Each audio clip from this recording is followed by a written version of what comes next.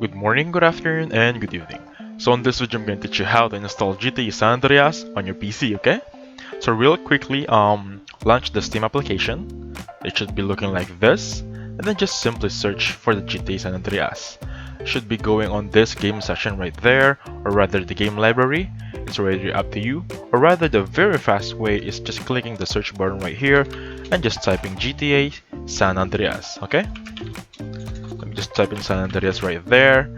Really simple. And then the first result should be GTA 5. Now, we're looking for San Andreas should be down on this complete edition, or rather this Grand Theft Auto San Andreas, the definitive edition, okay?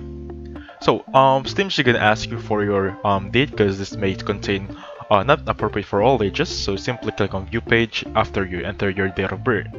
After clicking on that one, that should do it. Grand Theft Auto San Andreas, the definitive edition should be right on your screen. Clicking add to cart and just paying the amount needed, the specific game should be able to install and download GTA San Andreas on your PC.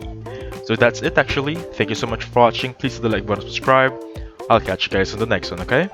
Goodbye for now.